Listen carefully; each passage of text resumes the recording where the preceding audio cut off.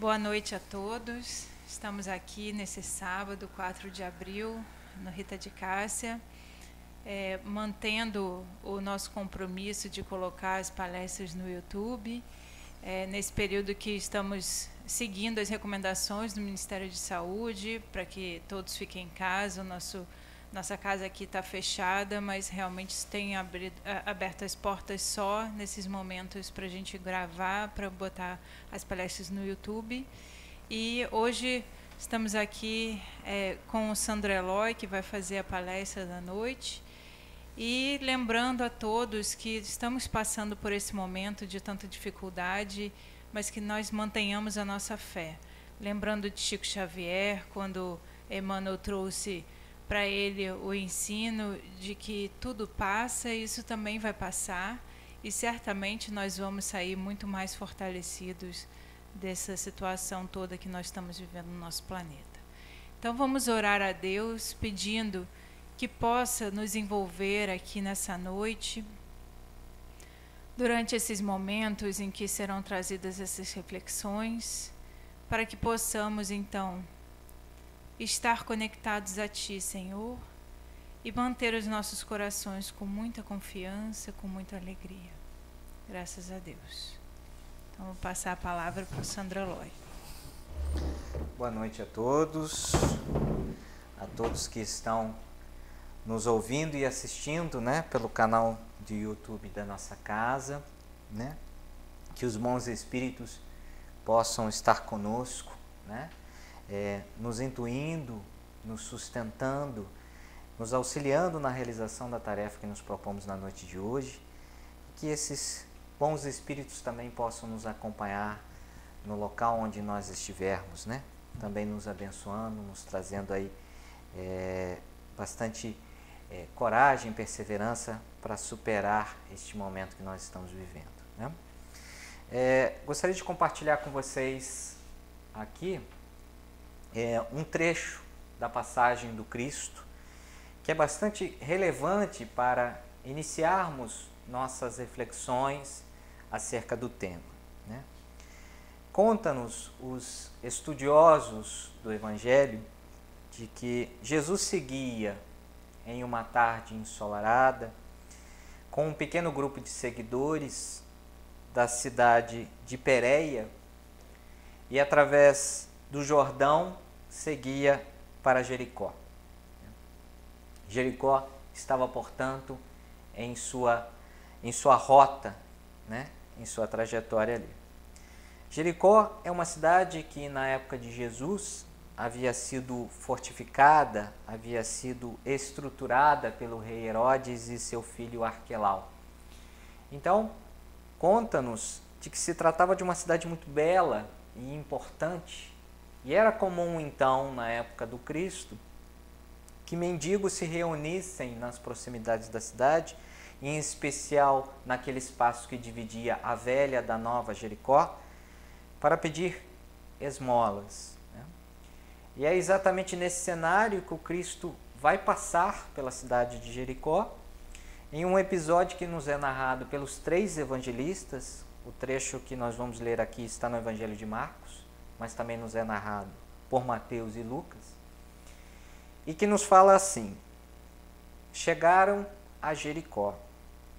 Ao sair Jesus da cidade com os seus discípulos e com uma grande multidão, estava sentado à beira da estrada um cego mendigo, chamado Bartimeu, filho de Timeu.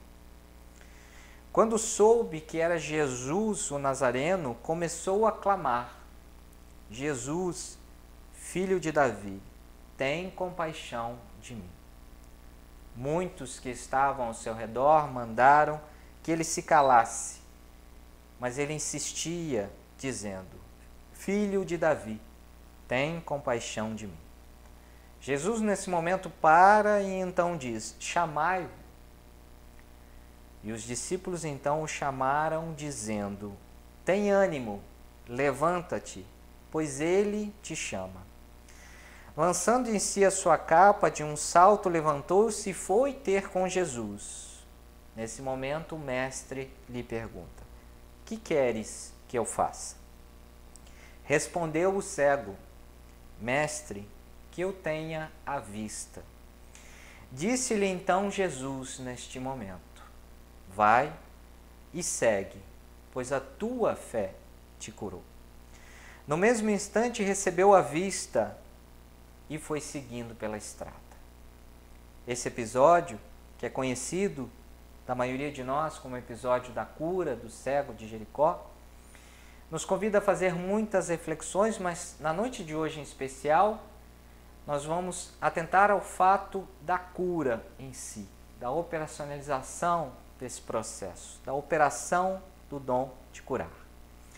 Porque é neste episódio, como em tantos outros que nós encontramos no Novo Testamento, que o Cristo opera a cura. E a casa vem nos convidar, na noite de hoje, a vir falar um pouquinho mais sobre o dom de curar.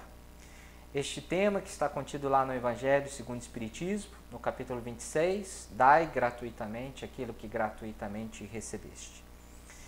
E é um tema bastante relevante para o momento em que nós estamos vivendo, porque eu acredito que a grande maioria de nós está preocupada, né, em reestabelecer a saúde, em diminuir a doença, em buscar meios para garantir que todas essas pessoas que estão sofrendo direta ou indiretamente os efeitos do vírus possam ser curadas, né?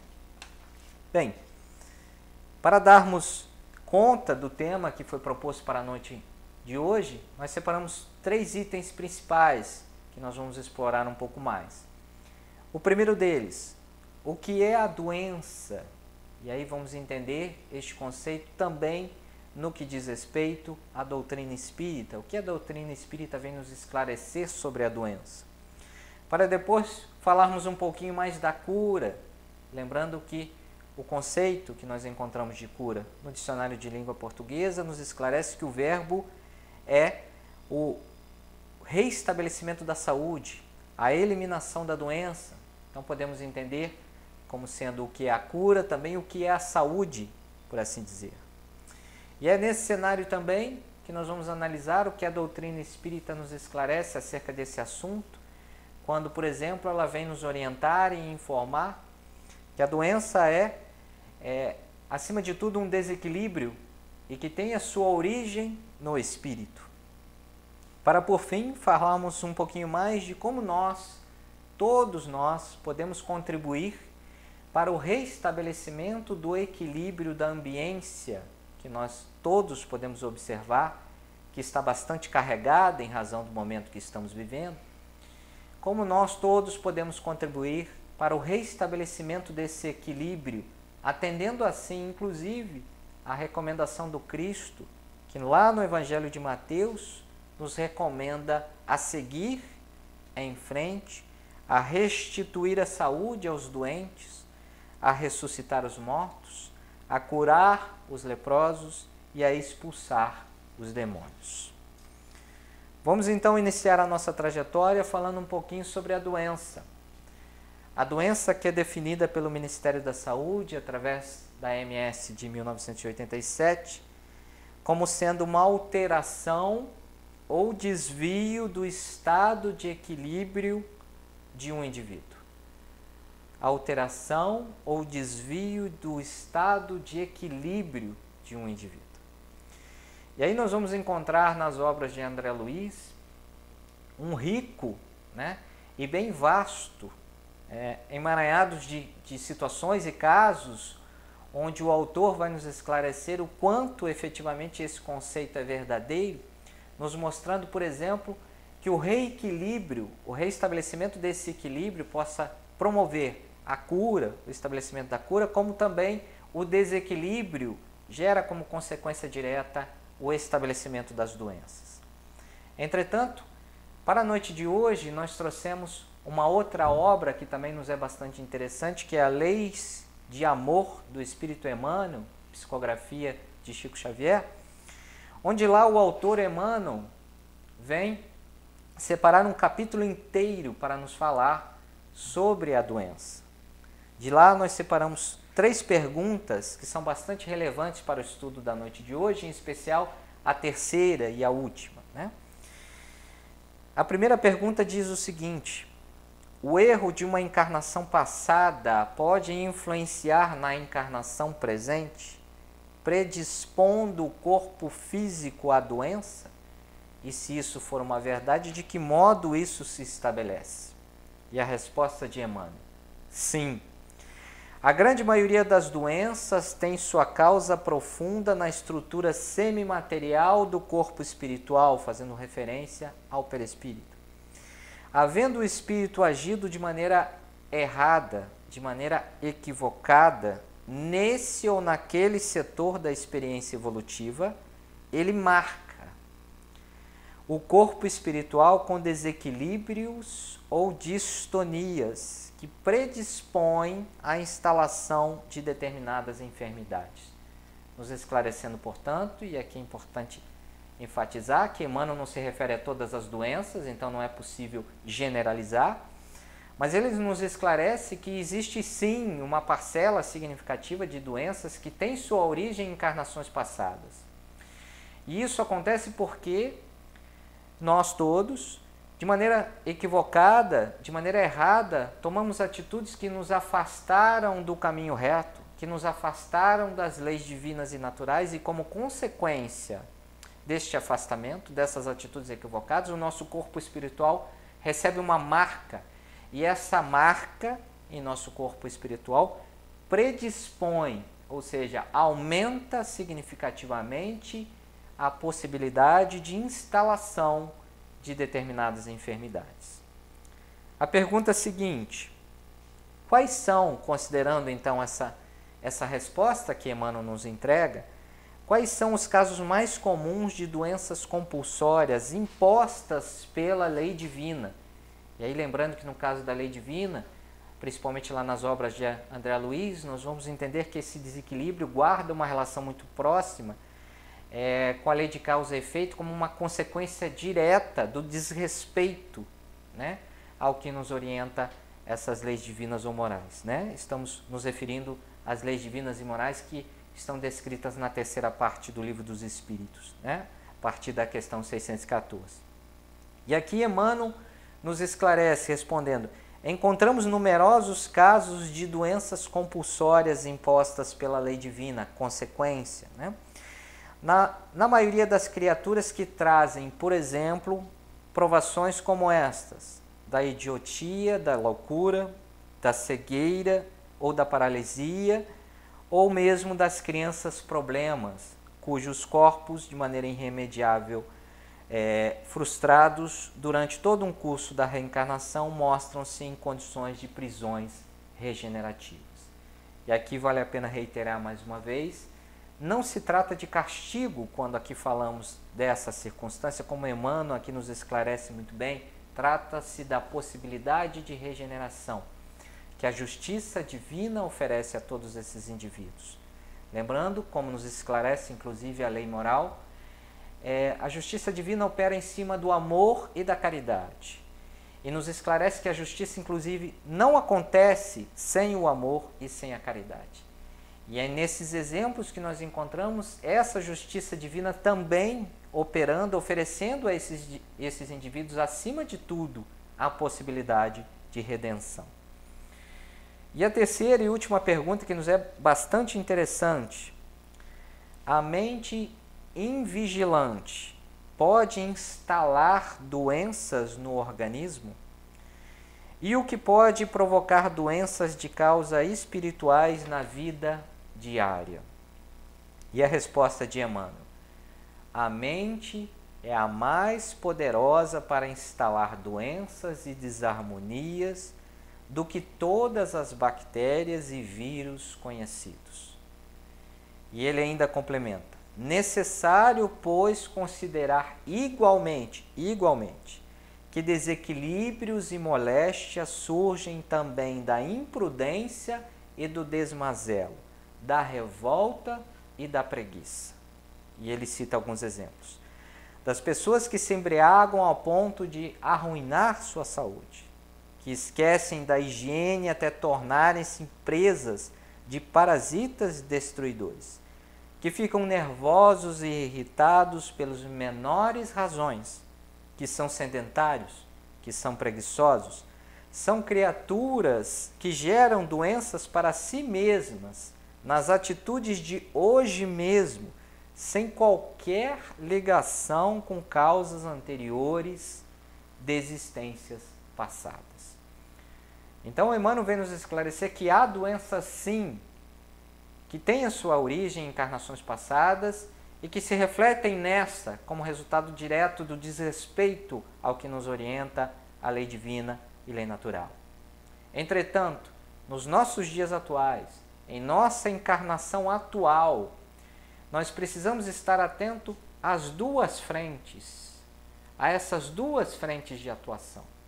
Aquela que diz respeito aos cuidados que precisamos ter com o nosso corpo, evitando, como aqui nos diz Emmanuel, a imprudência, o desmazelo, a revolta e a preguiça. Cuidando, por exemplo, de tudo aquilo que é necessário para a boa saúde deste corpo, seja da alimentação, seja dos exercícios físicos, seja dos cuidados que os órgãos de saúde competentes estão nos sinalizando para ter neste momento em especial. Mas igualmente importante é nós cuidarmos da saúde de nossa casa mental, pois ela, como nos esclarece Emmanuel, é a mais poderosa para instalar doenças e desarmonias em nosso corpo. Porque nós percebemos, e isso já é vigente e bastante atuante, as pessoas já estão, de maneira geral, bastante preocupadas em cuidar, por exemplo, da higiene das mãos, das roupas, dos locais onde habitam. Entretanto, nós também estamos preocupados em cuidar da higiene de nossos pensamentos, da asepsia de nossos pensamentos, sabendo, portanto, da recomendação de Emmanuel que nos diz que mora ali, em nossos pensamentos, uma força poderosa, capaz inclusive de estabelecer doenças em nosso corpo. Estamos tendo os mesmos cuidados que temos com o nosso corpo nesse momento em especial, também com a nossa mente? Pois Leon Denis, lá no livro O Problema do Ser, do Destino e da Dor, vem reiterar o que Emmanuel nos diz nessa resposta, nos apresentando o pensamento como sendo uma força de absoluto poder. Quando ele nos diz: o pensamento é criador. Assim como o pensamento eterno projeta de maneira ininterrupta no espaço os germes dos seres e dos mundos, também o escritor, o orador, o poeta, o artista, faz brotar um incessante florescer de ideias, de obras e concepções que vão influenciar, que vão impressionar para o bem ou para o mal, e veja aí o poder que está em nossas mãos, segundo a sua natureza, a imensidão da multidão humana. É por isso que a missão dos operários do pensamento é ao mesmo tempo grande, perigosa e sagrada. Grande e sagrada, pois o pensamento dissipa as sombras do caminho, resolve os enigmas da vida e traça a rota da humanidade. Bem, agora que já vimos um pouquinho da doença, vamos começar a falar um pouco da saúde, né? A Organização Mundial de Saúde nos esclarece que o conceito de saúde é um estado completo de bem-estar físico, mental e social, e que a saúde, portanto, não é somente a ausência de afecções ou de enfermidades. Trata-se, portanto, de um estado completo de bem-estar. E agora que já entendemos um pouquinho melhor a doença e este conceito dentro do cenário espírita, ou seja, o que a doutrina vem nos esclarecer nesse sentido, podemos entender a saúde também como sendo um estado completo de bem-estar físico, mental, social e espiritual. É nesse sentido que se torna importante olharmos a recomendação que o Cristo nos colocou lá no Evangelho de Mateus e que está no início do capítulo 26 do Evangelho segundo o Espiritismo, que vem nos falar: restitui a saúde dos doentes, ressuscitai os mortos, curai os leprosos e expulsai os demônios. A importância de relermos essa mensagem a ponto de percebermos a nossa responsabilidade, o papel que cada um de nós tem com o exercício dessa recomendação. Vamos reler então. O primeiro trecho: restitui a saúde aos doentes. O Cristo nos convida, nesse momento em especial, a sermos médicos, mas não só do corpo, mas principalmente da alma. Todos nós estamos sendo convidados a colaborar para o reestabelecimento do equilíbrio dessa ambiência que todos nós já percebemos está bastante carregada. E o remédio para que possamos passar a ocupar esse papel de verdadeiros médicos da alma é o afeto, é a mão amiga, é o amor.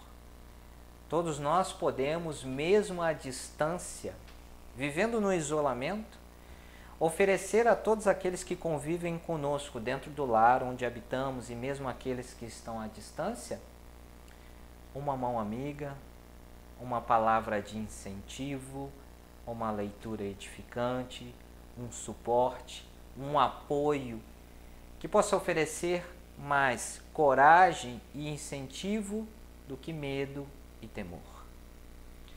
Todos nós temos essa possibilidade. Todos nós podemos contribuir significativamente para a melhoria, o reestabelecimento desse equilíbrio e, portanto, da condição de saúde. No trecho seguinte: ressuscitai os mortos. A biologia já nos esclarece que para o corpo físico não é possível o estabelecimento desse processo, porque depois de morto ele se decompõe, se transformando em outras matérias orgânicas. Entretanto, o Cristo nos chama a atenção para um aspecto bem importante aqui, que diz respeito àqueles que são mortos para a vida do Espírito. Todos aqueles que ainda, envoltos na ignorância, vivem, por exemplo, essencialmente as necessidades e desejos da matéria. Ainda não perceberam, ainda não tiveram a oportunidade de vivenciar as verdades do Espírito, as verdades da alma. A imortalidade do Espírito, a reencarnação e tantas outras informações e benefícios que vêm agregados com essas informações que a doutrina espírita nos oferece. E a cada um de nós é aberta a possibilidade de oferecer a estes indivíduos estas informações, este alento, este consolo. Porque muitos desses irmãos de caminhada, em especial nesse momento, estão sendo pressionados, seja por sua própria opção ou até por alguns espíritos que eventualmente ainda estejam envoltos na ignorância, a desistir, a não seguir em frente. E para esses indivíduos que ainda não conseguem ter o contato que essa doutrina nos fornece, o consolo que essa doutrina nos fornece, nos é oferecida a possibilidade de levar esse alento, este suporte, esse consolo a todos esses indivíduos que estão em sofrimento neste momento. Respeitando-se, é claro, o momento de cada um, pois nisso a doutrina espírita também nos esclarece ser igualmente importante,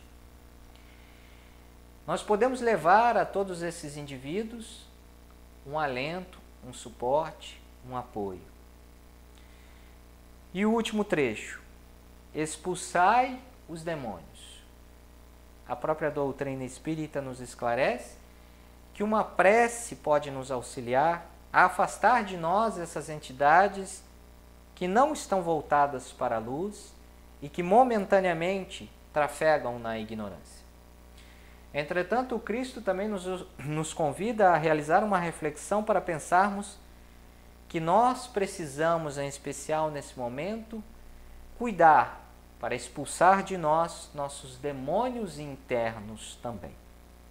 Aqueles que ainda habitam dentro de cada um de nós e que têm uma relação muito próxima com a materialidade, com a impulsividade, com o atendimento em essência dos desejos mundanos. Estes demônios internos, que ainda habitam dentro de cada um de nós, podem eventualmente estar contribuindo para que nesse momento em especial nós estejamos com mais desequilíbrios. E esses desequilíbrios podem sim contribuir para o estabelecimento da doença. E não necessariamente a doença oriunda do vírus, mas qualquer outra doença pode aí se estabelecer em razão de nosso desequilíbrio. Eis aqui então a importância de estarmos atentos a uma outra recomendação do Cristo que nos fala para vigiar e orar. E muitas vezes nós lembramos dessa recomendação imaginando que o nosso dever é vigiar o próximo. E não. A grande recomendação, na verdade, é para que vigiemos nossas próprias atitudes, nossas próprias ações, nossos próprios pensamentos. E que passemos a utilizar com muito mais frequência também o exercício da prece, para que ela possa ser um instrumento poderoso que nos dê força para superar as provações às quais nós estamos sujeitos. Lembrando, é claro, que a espiritualidade sempre nos esclarece que nós não podemos escapar das provações às quais nós estamos sujeitos, porque elas são importantes para nosso crescimento espiritual, mas a prece vem como um instrumento poderosíssimo nesse sentido, porque ela traz para perto de nós os bons espíritos e esses nos ajudam a ter as forças que precisamos para superar essas dificuldades. E para a realização desse exercício, torna-se também importante no vigiar e orar o exercício daquela recomendação que Emmanuel também fez a Chico Xavier no encontro do início de realização dos seus trabalhos na frente do bem, que é o de ter disciplina, disciplina e disciplina. A verdade é que aqui falamos do estabelecimento de um hábito, de um novo hábito, né? Do exercício de olhar para si, muito propenso e convidativo no momento que nós aqui estamos vivenciando. De olhar para si e pensar em tudo aquilo, não só nesse momento em especial, mas em todo o futuro, que nós podemos fazer para melhorar, para se melhorar. Né? Seja pela recomendação de Santo Agostinho, que também nos faz, inclusive, o mesmo alerta, a mesma recomendação, né? Para nos conhecermos melhor, para a partir daí conseguirmos trabalhar cada uma das chagas e dificuldades que ainda habitam o nosso interior. Caminhamos agora para o último item. Como, dentro desse cenário, agora já sabendo um pouquinho mais da doença e da saúde, como todos nós podemos contribuir para o restabelecimento deste equilíbrio? Como todos nós podemos contribuir para o restabelecimento da saúde, dessa ambiência em que nós vivemos, da ambiência que nós temos dentro de nossos lares? Porque todos nós percebemos, como já comentamos, essa ambiência de maneira geral está bastante carregada, seja pelo temor, seja pelo receio, que todos nós estamos vivenciando em razão desse momento em particular. Não só em razão do isolamento, mas o temor em si de todos os acontecimentos que poderão surgir daqui em diante também. Né? E aí, quando nós pensamos um pouquinho mais neste momento em si, nós lembramos de uma outra referência bibliográfica que é igualmente importante aqui para nós, mas que não é de origem espírita, na verdade é um livro de administração, da parte motivacional também, que vem nos falar um pouquinho sobre o princípio 80-20, que tem as suas bases fundamentadas no princípio de Pareto. Né? E lá o autor vem nos esclarecer que, na verdade, 80% de tudo que acontece ao nosso redor não está sob nosso controle direto. E que apenas 20% de tudo que acontece está, sim, sob o nosso controle direto. E é nesse sentido que o autor nos apresenta um exemplo que é interessante para a noite de hoje. Né? Ele nos conta o caso de um homem que tinha um compromisso importante num determinado dia e acorda atrasado porque o seu relógio teve um problema, né? As pilhas acabaram, o relógio não funcionou, ele não conseguiu acordar, então acordou atrasado para o seu compromisso. E como ele acordou atrasado para o seu compromisso, ele acabou ficando muito nervoso, acabou ficando muito desequilibrado nesse sentido. E os acontecimentos que então vão surgindo para ele, vão acontecendo com ele no decorrer daquele período da manhã, vão se acumulando e contribuindo para que ele também vá se desequilibrando cada vez mais, né? Então, quando ele vai tomar o café da manhã, por estar desequilibrado, nervoso, ele acaba derrubando a xícara de café na sua perna, queima a sua perna, mancha a sua calça, precisa trocar de roupa, o que acaba gerando um maior tempo de atraso, ele então fica mais nervoso nesse sentido. O que é interessante, entretanto, neste livro e no raciocínio do autor, é que ele nos revela que o grande segredo da tranquilidade é exatamente o que nós fazemos, ou seja, quais são as nossas atitudes e reações diante daqueles 80% de acontecimentos que giram ao nosso redor e que não estão sob nosso controle. E o que o autor nos sinaliza nesse sentido é que quanto mais revoltados com esses acontecimentos, né, quanto mais nós nos desequilibramos com esses acontecimentos, mais desarmônico se torna o nosso dia, né? Ele inclusive cita nesse exemplo que esse indivíduo que teve o episódio do café da manhã pode, por escolha própria, decidir se terá ou não um bom dia, ou seja, se ele permanecerá o dia inteiro com a raiva em seu coração, o que todos nós sabemos pode sim gerar como consequência uma doença. No cenário que nós vivemos, nós entendemos que estamos em um contexto muito parecido, onde grande parte dos acontecimentos que nos cercam não estão sob nosso controle, mas nós todos podemos contribuir para que esse cenário consiga receber e ganhar um pouco mais de vibrações positivas através de uma atitude mais positiva. Nós já falamos aqui do pensamento e do poder do pensamento, mas vale lembrar também da prece e do poder da prece, seja pelas orientações que recebemos lá em Lei de Adoração, mas também lá no capítulo 27 do Espiritismo, do Evangelho segundo o Espiritismo, né?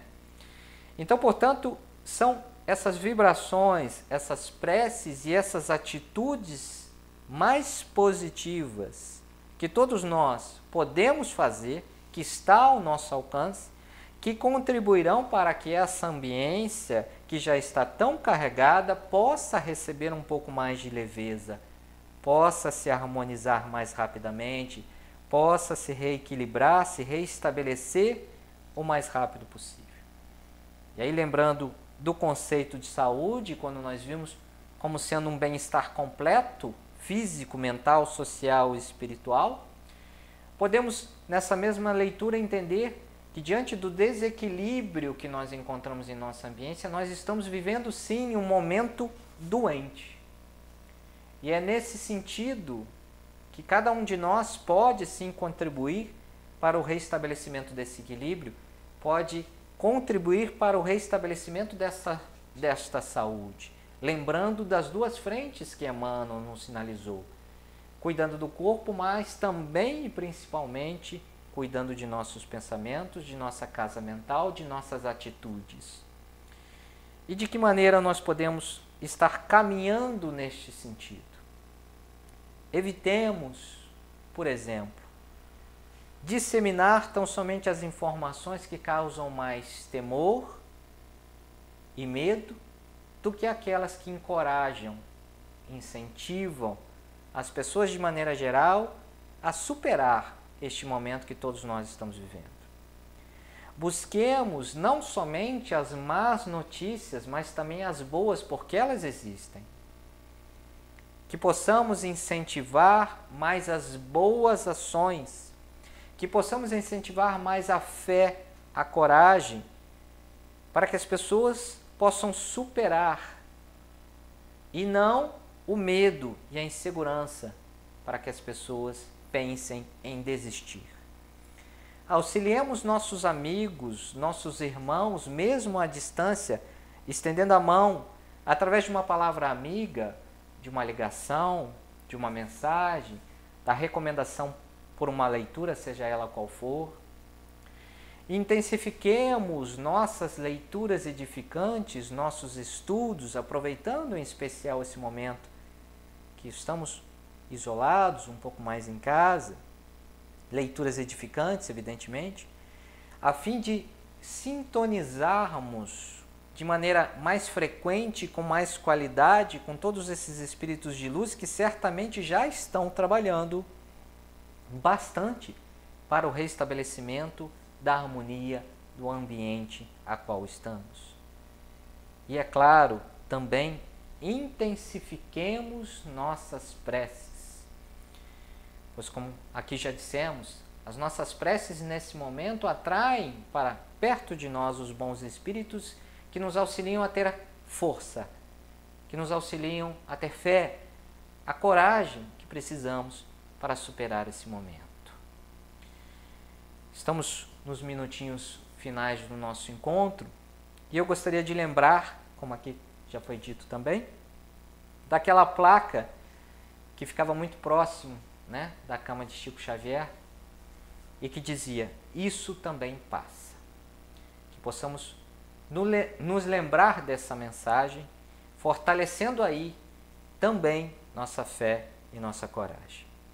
Para encerrar, eu trouxe aqui uma poesia que está presente lá no livro Recanto de Paz, que é de psicografia de Chico Xavier, do Espírito Maria Dolores, que é, acima de tudo, também um convite para todos nós fortalecermos nesse momento em especial a nossa fé, a nossa coragem, para perseverar confiantes de que esse momento também passará.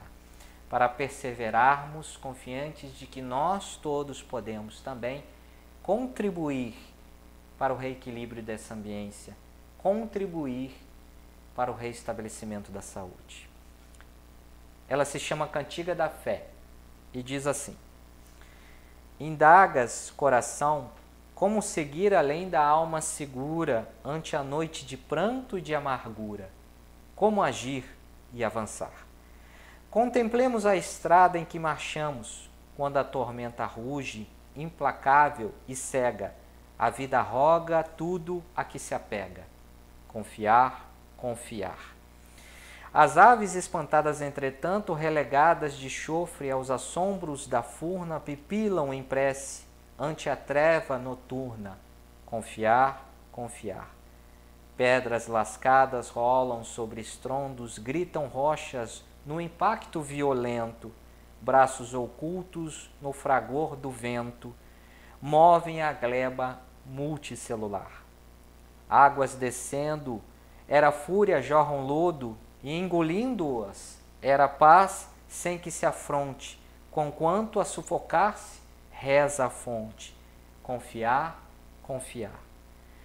Mas o aguaceiro passa, a sombra aos foge temendo o dia que a devora, as janelas da luz da nova aurora, abre-se a plenos céus de par em par.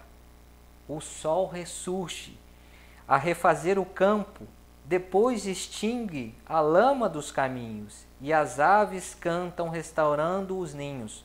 Confiar, confiar. Assim também, alma querida e boa, nos momentos de angústia que te levas, sofre sem reclamar a confusão das trevas, persistindo no bem, a servir e a esperar. Pela fé ouvirás, de ânimo atento, a mensagem de Deus no lamento. Confiar, confiar. Que essas palavras possam nos inspirar, nos ajudar, nos orientar e nos guiar, para que tenhamos fé e coragem para passar por esse momento, lembrando, ao final de nosso encontro, as palavras do Cristo, lá no início de nossa palestra. Vai e segue, pois a tua fé te curou. Paz e bem a todos.